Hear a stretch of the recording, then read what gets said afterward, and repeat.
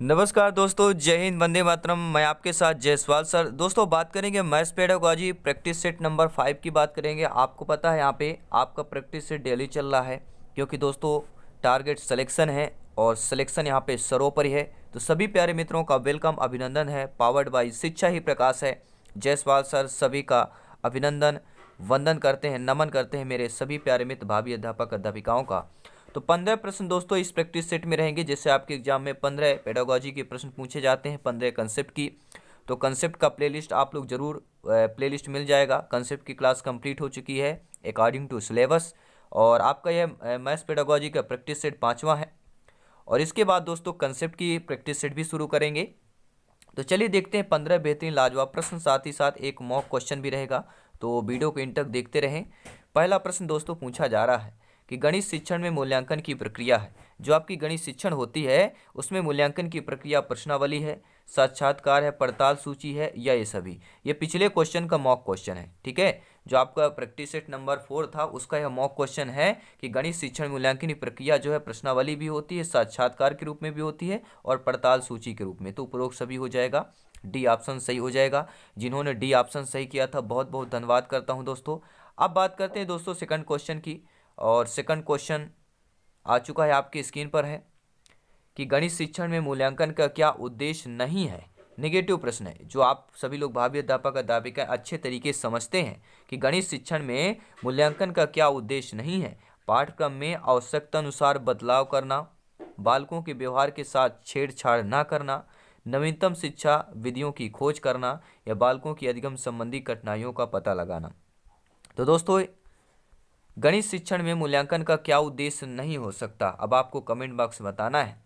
Right option क्या होगा, correct option होगा। साथ ही साथ आपको ये भी बताना है 15 में से आपका कितना स्कोर है। अगर 12 प्लस है तो बेहतरीन सही है, अगर कम आ रहे हैं तो कोई दिक्कत नहीं है। जयसवाल सर है, ये परिवार है, ये शिक्षकों का परिवार है, अवर फैमिली आपका परिवार है दोस्तों, ठीक है, क्योंकि सिलेक्शन सर्वोपरि है। अब यहाँ पे दोस्तों, यहाँ पे आपका लोगों का सही आंसर क्या हो जाएगा, सभी लोग नीचे कमेंट बॉक्स में बताइएगा। आपका आंसर, आपका जवाब शर्मान है। तो दोस्तों गणित शिक्षण में मूल्यांकन का उद्देश्य नहीं। गणित शिक्षण में मूल्यांकन का बालकों के अधिगम संबंधी कठिनाइयों का पता लगाना, ये उद्देश्य नहीं होता, ठीक है। मूल्यांकन का उद्देश्य होता है कि बालक कितना सीखा है, ठीक है, कितना सीख चुका है, या ये मूल्यांकन में ये होता है। मूल्यांकन का मतलब बालकों के अधिगम कठिनाइयों का पता लगाना नहीं होता। मूल्यांकन का मतलब होता है कि पाठ्यक्रम में आवश्यकता अनुसार बदलाव करना जाए, कितना बदलाव किया जाए, बच्चे ने क्या सीखा है, ठीक है, क्या उसको सिखाना चाहिए। तो कठिनाइयों का पता लगाना ये गणित शिक्षण मूल्यांकन का उद्देश्य नहीं होता है।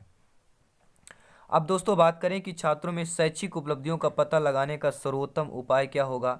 मापन, मूल्यांकन, लिखित परीक्षा, या इनमें से कोई नहीं। तो छात्रों में अगर दोस्तों शैक्षिक उपलब्धि का पता लगाना हो, जी हाँ, छात्रों में शैक्षिक उपलब्धि का पता लगाना हो तो उसके लिए सर्वोत्तम उपाय क्या हो सकता है। आपका कमेंट, आपका फीडबैक शर्मान है।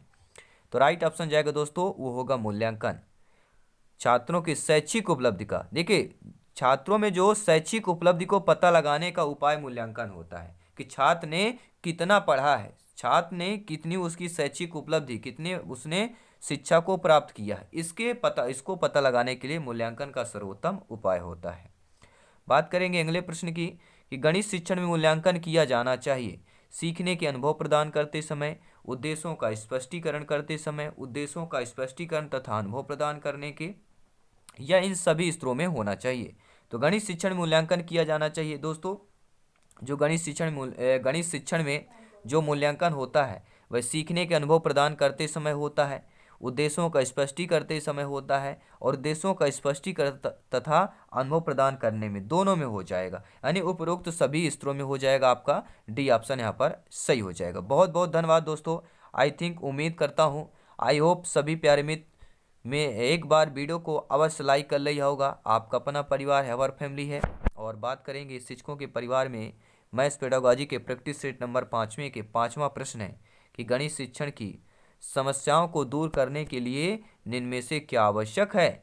शिक्षक का व्यवहार उचित होना चाहिए, व्यक्तिगत भेदों को कक्षा में अपनाया जाए या सभी विषयों के अभ्यास कार्य एक ही शिक्षण विषय किया जाए या उपरोक्त सभी में बाद में किया जाना चाहिए। अब आप लोग भावी अध्यापक अध्यापिकाएं हैं, आप लोग ज्ञानी हैं, सर्वज्ञ हैं। अब आप लोग इसका जवाब कमेंट बॉक्स में बताएंगे कि गणित शिक्षण की समस्याओं को दूर करने के लिए क्या आवश्यक होगा। तो दोस्तों वह आवश्यक है शिक्षक का व्यवहार उचित होना चाहिए। जी हाँ, शिक्षक का व्यवहार जो है बालकों के साथ कैसे संबंध है, रिलेशन कैसे हैं, ये बहुत होता है। क्योंकि इस शिक्षण में समस्या को दूर करना, अगर समस्या को दूर करना है तो कि बॉन्डिंग जो है बहुत अच्छी होना चाहिए। अब आपका व्यवहार ही तय करता है, ठीक है, कि आप बच्चों की समस्याओं को दूर कैसे कर पा रहे हैं। इसमें आवश्यक होता है आपका रिलेशन, आपका कार्य व्यवहार। बात करेंगे दोस्तों, अगला प्रश्न है, गणित शिक्षण की समस्याओं को दूर करने के लिए एक अध्यापक के निम्न में से कौन सी अध्यापक अपनानी चाहिए। अब आप लोग भावी अध्यापक अध्यापिकाएं हैं, ये बताइए कि गणित शिक्षण की समस्या को अगर दूर करना हो तो उसके लिए एक अध्यापक होने के नाते, अध्यापिका होने के नाते कौन सी अध्यापक अपनानी चाहिए या कौन सी अध्यापन अपनाएंगे। ठीक है, समस्या प्रस्तुत करना, छात्र क्रिया को सही दिशा में देना, छात्रों का मूल्यांकन करना, यह उपरोक्त सभी हो जाएगा। तो कौन सा अध्यापन, यहाँ पे अध्यापक नहीं है, यहाँ पे अध्यापन होगा। ठीक है, कौन सा अध्यापन क्रिया अपनाएंगे, सभी लोग कमेंट करेंगे। तो कौन सी अध्यापन क्रिया होगी, वह समस्या प्रस्तुत करना भी होगा, ठीक है, छात्र क्रिया को सही दिशा देना भी होगा, छात्रों का मूल्यांकन भी होगा, यानी डी ऑप्शन उपरोक्त सभी आपका सही हो जाएगा। अब देखते हैं दोस्तों अगला प्रश्न कि गणित शिक्षण में अभ्यास कार्य देते समय ध्यान रखना चाहिए। अगर आप भावी अध्यापक अध्यापिकाएं बनेंगे, आपकी नियुक्त हो गई, अब आप कक्षा में जा रहे हैं, कक्षा में जाएंगे तो ये बताइए कि गणित शिक्षण में जब आप अभ्यास कार्य करते हैं, जब आप अभ्यास कार्य देंगे तो उस समय आपको क्या ध्यान रखना है। अभ्यास कार्य का उद्देश्य स्पष्ट होना चाहिए, अभ्यास कार्य की गति उपयुक्त होनी चाहिए, पुनरावृत्ति उचित कालांतर से होनी चाहिए, या इन सभी पर आप लोगों को ध्यान देना होगा। तो आप किन किन पर ध्यान देंगे गणित शिक्षण में अभ्यास कार्य देते हुए। तो आपको अभ्यास कार्य का उद्देश्य स्पष्ट होना चाहिए कि आपका उद्देश्य क्या है, आप क्यों अभ्यास कार्य कर रहे हैं, आपकी जो कार्य करने की गति है वो उपयुक्त है कि नहीं है, जो आपका पुनरावृत्ति उचित कालांतर है कि नहीं है। इन तीनों बातों को, इन तीनों विशेष बातों का आपको अभ्यास कार्य देते समय ध्यान देना है। डी ऑप्शन आप लोगों का सही हो जाएगा। अगला प्रश्न है कि शिक्षण कार्यों को सुगम बनाने के लिए निम्न में से कौन सा गुण एक शिक्षक में नहीं होना चाहिए। निगेटिव प्रश्न है, यानी कि अगर आप शिक्षक बनने जा रहे हैं, शिक्षिका अध्यापक अध्यापिका बनने जा रहे हैं, तो इनमें से शिक्षण कार्यों को सुगम बनाने के लिए जो है दोस्तों, ये आपका जो है यानी कि गुण नहीं होगा। आप में कौन सा गुण नहीं होना चाहिए, ये जरूर चेक कीजिएगा कि आप लोग जो है वार्षिक योजना तैयार न करना, गणित की विषय वस्तु का उपयुक्त ज्ञान न होना, या अभ्यासकार को अधिक महत्व देना, या पक्षपात रहित व्यवहार करना। तो सभी दोस्तों जानते हैं कि पक्षपात रहित व्यवहार करना होगा, अभ्यासकार को अधिक महत्व देना, ये तो सुगम बनाने वाले कार्य हैं। लेकिन प्रश्न तो यही पूछा गया है आपका, ठीक है, कि कौन सा गुण आप में नहीं होगा। तो कौन, देखिए, वार्षिक योजना ना तैयार करना, यानी कि ना शब्द जो है, अगर वार्षिक योजना आप नहीं तैयार करेंगे तो शिक्षण कार्यों का सुगम ये नहीं होगा, ये गुण निगेटिव गुण कहलाता है। ठीक है, तो वार्षिक योजना तैयार करना है, ठीक है, आपको ये गुण होना चाहिए। लेकिन आपका ऑप्शन नंबर नेगेटिव ऑप्शन है, तो आपका पहला ऑप्शन अकॉर्डिंग टू क्वेश्चन सही हो जाएगा। बहुत बहुत धन्यवाद सभी मित्रों का। और चैनल पे पहली बार विजिट कर रहे हैं, यानी कि अपने परिवार के अवर फैमिली को सब्सक्राइब जरूर कर लें, सदस्यता हासिल कर लें, और बेल आइकन जरूर प्रेस करें ताकि लेटेस्ट नोटिफिकेशन, हर क्लास आपको नोटिफिकेशन मिलती रहे। क्योंकि यहाँ पर दोस्तों जितनी भी क्लासेज होगी आपके सिलेबस के अकॉर्डिंग, और यहाँ पे सिलेक्शन 101% श्योर एंड प्योर है। ठीक है दोस्तों, अब देखते हैं अगला प्रश्न। आपकी कक्षा के कुछ बच्चे हैं दोस्तों जो गणित में बहुत कमजोर हैं, तो इस समस्या का प्रमुख कारण क्या हो सकता है। जी हाँ, आपकी कक्षा, आपकी नियुक्त हो गई, आप कक्षा में जाते हैं। अब जब आप पढ़ाते हैं बच्चों में, 1-2 दिन जाते हैं कक्षा में पढ़ाने, थोड़ा तो इंट्रोडक्शन होता है, परिचय होता है। इसके बाद जब बच्चों से आप संपर्क करते हैं, ठीक है, तो पता चलता है कि अब आपके कुछ बच्चे ऐसे हैं जो गणित में बहुत कमजोर हैं, बहुत वीक हैं।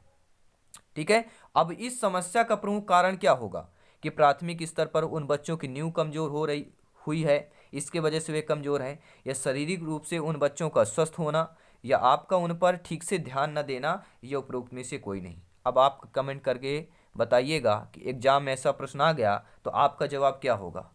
दोस्तों आपका जवाब क्या होगा, आपका जवाब क्या होना चाहिए कि प्राथमिक स्तर पर उन बच्चों की नींव का कमजोर होना, यानी कि उन बच्चों की प्राथमिक स्तर पर नींव कमजोर होगी, इसके वजह से क्या है, बच्चे बहुत क्या हो जाते हैं, गणित यानी कि बच्चे गणित में बहुत कमज़ोर हो जाते हैं या कमज़ोर हैं। अब देखते हैं अगला प्रश्न कि गणित शिक्षण के दौरान बालकों को कोई पाठ पढ़ाने से पूर्व एक शिक्षक को किसका ज्ञान प्राप्त कर लेना आवश्यक होता है।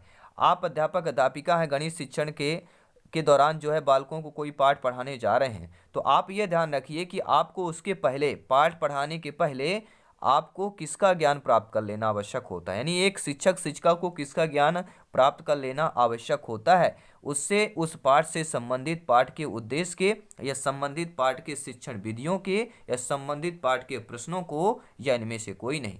तो दोस्तों आप लोग जानते हैं कि पढ़ने से पहले आपको ना ही प्रश्न देखना ना ही शिक्षण विधियों को देखना है, पढ़ने से पहले उस पाठ से संबंधित उद्देश्य को देखना है। ठीक है, पहला ऑप्शन सही हो जाएगा। अगला प्रश्न है कि गणित शिक्षण में त्रुटियों के विश्लेषण हेतु अपेक्षित अधिगम सफलता किसकी शिक्षण दक्षता पर निर्भर करती है। शिक्षक के दक्षता पर, छात्र के, अभिभावक के या प्राचार्य के। तो दोस्तों एक बात याद रखिएगा, एक आपको पॉइंट करना है, सिलेक्शन आसान रास्ता हो जाएगा और गणित की जो डर होता है वो डर भी दूर हो जाएगा। कैसे, आइए जानते हैं। देखिए, गणित शिक्षण में त्रुटियों का विश्लेषण, अरे भैया गणित शिक्षण में त्रुटि का विश्लेषण है तो उसमें तो अभिभावक प्रचार का कार्य नहीं है, उसमें कार्य होगा जो आप पढ़ाते होंगे, जिस बालक को शिक्षक पढ़ाते हो शिक्षक ही दूर करेगा या छात्र दूर कर सकता है। लेकिन अपेक्षित अधिगम सफलता किसकी शिक्षण दक्षता पर निर्भर करती है, तो उस कक्षा के या उस छात्र के शिक्षक पर निर्भर करती है। तो दोस्तों पहला ऑप्शन सही हो जाएगा। अब बात करेंगे अगले प्रश्न की, प्यारा सा क्वेश्चन है, सिलेक्शन से सीधा कनेक्टेड है, ध्यानपूर्वक रीड करेंगे, पढ़ेंगे, समझेंगे और सिलेक्शन भी पाएंगे। यानी कि गणित में इनमें से कौन सा चरण जो है समस्या समाधान विधि का नहीं है, ऐसा चरण दोस्तों दिया गया है जो आपके समस्या समाधान का नहीं है और उसको आपको पहचानना है कि शारीरिक स्वास्थ्य को अधिक महत्व देना, यानी कि जो हमारा बच्चा हष्ट पुष्ट होना चाहिए, बच्चा बिल्कुल फूला फाला होना चाहिए, बच्चा मजबूत होना चाहिए। तो दोस्तों ये समस्या समाधान विधि का क्या आपका है चरण है क्या ये, या आंकड़ों का संकलन तथा व्याख्या करना, निष्कर्ष निकालना तथा सामान्यीकरण करना, या समस्या को समझना तथा परिभाषित करना। देखिए सभी लोग जानते हैं कि समस्या समाधान के लिए समस्या को समझना, उसे परिभाषित करना जरूरी होता है, यह विधि है, और निष्कर्ष निकालना, सामान्यीकरण करना और आंकड़ों का संकलन और व्याख्या करना। लेकिन शारीरिक शब्द आ गया तो शारीरिक आपका देखिए यहाँ पे महत्व नहीं करता, शरीरी स्वास्थ्य को अधिक महत्व नहीं देगा कि बच्चा हष्टपुष्ट, देखिए होना चाहिए, स्वास्थ्य अच्छा होना चाहिए, लेकिन ऐसा नहीं कि बलवान होना चाहिए, हष्टपुष्ट होना चाहिए, स्वास्थ्य अच्छा होना चाहिए। लेकिन यहाँ पे ऐसा चरण समस्या समाधान का चरण विधि नहीं होगा, पहला ऑप्शन नेगेटिव ऑप्शन है। अब देखते हैं दोस्तों अगला प्रश्न, क्षेत्रमिति पढ़ाते समय शिक्षक को आगे बढ़ने से पहले बोर्ड पर सभी सूत्र लिख देता है। आप जाते हैं, मान लीजिए आप अध्यापक बन रहे, गणित के अध्यापक अध्यापिका हैं, शिक्षिका हैं, आप जाएंगे तो आप मान लीजिए एक चैप्टर है क्षेत्रमिति का, ठीक है, जियोमेट्री का चैप्टर है, उस चैप्टर को पढ़ा रहे हैं, तो क्या करेंगे आप लोग, उसको आगे बढ़ने से पहले क्या करते हैं, बोर्ड पर कुछ सूत्र लिख देते हैं, एग्जाम्पल्स लिख देते हैं ना, सूत्र लिख देते हैं, फार्मूला लिख देते हैं। तो ये तरीका दर्शाता है, ये तरीका क्या दर्शाता है कि आप किसका अनुपालन कर रहे हैं, आप निगमन विधि का, प्रायोगिक उपागम का, व्यवहारिक उपागम का या आगमन उपागम का, आप किस उपागम का अनुपालन कर रहे हैं। तो सभी लोग जानते हैं भैया, जब सूत्र लिख दिया आपने तो यानी कि नियम, यानी कि सूत्र जो होते हैं वह नियम होता है, हमें इस नियम को फॉलो करना है। जो सूत्र लिख दिया आपने वह हमारा निगमन उपागम कहला जाता है, पहला ऑप्शन सही हो जाएगा। अब बात करेंगे दोस्तों अगले प्रश्न की कि बालकों में गणित संबंधी त्रुटियों का पता लगाना हो तो उसके लिए आवश्यक क्या होगा, निदानात्मक परीक्षण, उपचारात्मक परीक्षण, स्वभाव परीक्षण या मौखिक परीक्षण। अब आपका कमेंट बॉक्स तय करेगा इसका प्रश्न का जवाब क्या होगा। दोस्तों मैं बात करता हूँ, दोस्तों अच्छे प्रश्न की बात करता हूँ, सिलेक्शन वाले प्रश्न की बात करता हूँ, आपके सिलेबस के अकॉर्डिंग बात करता हूँ, क्योंकि इस परिवार को हमें केवल जो टारगेट है वह है सिलेक्शन पाना। ठीक है, जी हाँ दोस्तों, तो इस प्रश्न का जवाब आ चुका है। जब भी दोस्तों त्रुटियां की बात की जाए और त्रुटियों को पता लगाना जो है तो सभी लोग जानते हैं निदानात्मक का कार्य होता है, निदानात्मक का कार्य होता है पता लगाना, और उपचारात्मक का कार्य होता है घाव भरना, यानी उस कमी को दूर करना। अगर आपकी चोट लगी है उसका निदान यानी उसका पता लगाना, किसके पता लगाना मतलब क्या है, उसका निदान ढूंढेंगे, और उस पर चोट को घाव यानी मलहम लगाना है, उस कमी को दूर करना है, तो वह होता है उपचारात्मक परीक्षण। तो according to question right option first हो जाएगा। अब बात करेंगे 15वें प्रश्न की, इसके बाद एक मॉक क्वेश्चन रहेगा कि गणित विषय में छात्रों में गति एवं शुद्धता विकसित करने के लिए गणित अध्यापक को शिक्षण करते समय ध्यान रखना चाहिए। दोस्तों गणित विषय में छात्रों में गति, अगर आप शिक्षक हैं, छात्रों में गति एवं शुद्धता विकसित करना हो आपके बच्चों में, तो आप एक गणित के अध्यापक अध्यापिका होने के नाते शिक्षण करते समय आपको ध्यान देना है मौखिक कार्य पर ध्यान देना है, निर्धारित तथा सीमित समय में दत्त कार्य पर ध्यान देना है, या गणना संबंधी सहायक सामग्री का आपका प्रयोग पर ध्यान देना है, या आपके मौखिक और निर्धारित समय सीमा दोनों पर, यानी कि पहला और दूसरे विकल्प दोनों पर आपको ध्यान देना है। तो आप गणित के अध्यापक हैं और छात्रों में गति शुद्धता विकसित करने के लिए आपको वो ध्यान देना है। तो उस करते समय, यानी कि विकसित करते समय गणित के अध्यापक को शिक्षण करते समय अब आपको किस का ध्यान रखेंगे भैया, अब आपको मौखिक कार्य में भी ध्यान रखना है और आपको निर्धारित तथा सीमित समय में दत्त कार्य पर भी ध्यान देना है, अर्थात डी ऑप्शन सही हो जाएगा। और ये दोस्तों आपका मॉक क्वेश्चन है, आइए देख लेते हैं मॉक क्वेश्चन का आंसर। प्रत्येक क्लास में आपका मॉक क्वेश्चन करते हैं, इससे दोस्तों आपका कॉन्फिडेंस लेवल थोड़ा ऊंचा होता है, समझने को मिलता है हमें भी कि आपका लेवल क्या है, हमें किस लेवल की स्टडी करना है, क्योंकि सिलेक्शन हर एक भाई बहन का है, हर एक भाई बहन का यहाँ पे सिलेक्शन करना है दोस्तों, क्योंकि जो मोरल हमारा टारगेट है वह सिलेक्शन ही है। और इस परिवार शिक्षकों का परिवार है, अपना परिवार है। और इस मॉक क्वेश्चन का आंसर आपको फटाफट कमेंट बॉक्स में देना, हर एक प्यारे मित्र के, हर एक जितने भी प्यारे मित्र हैं वीडियो देख रहे हैं, वॉच करें अंत तक, तो इस मॉक क्वेश्चन का आंसर देकर ही जाइएगा कि अधिगम संबंधी गलतियों और कमियों को, यहाँ पे कमियां लिखा हुआ है, मिसप्रिंट हो गया है, ठीक है। तो अधिगम संबंधी गलतियों और कमियों को दूर करने के लिए क्या आवश्यक है, उपलब्धि परीक्षण, निदानात्मक परीक्षण, उपचारात्मक परीक्षण, सूक्ष्म परीक्षण। तो मैंने क्या बताया, दूर करना है। पिछले क्वेश्चन में सारा कुछ मैंने बता दिया है, सारा कुछ बता दिया है। अगर आपने समझ लिया, ठीक है, तो ये चीज़ें आप कमेंट बॉक्स में कर दीजिएगा। जल्दी मिलते हैं नेक्स्ट क्लास में। धन्यवाद सभी का दोस्तों, प्रैक्टिस सेट जारी रहेंगी, साथ ही साथ कंसेप्ट की क्लास है तो प्लेलिस्ट में जाइए, वॉच करिए। और पेडागॉजी प्रैक्टिस के बाद आपके कंसेप्ट की क्लास जो प्रैक्टिस सेट करेंगे, क्योंकि सिलेक्शन यहाँ पे शरों पर ही है। धन्यवाद सभी का, जय हिंद, वंदे मातरम।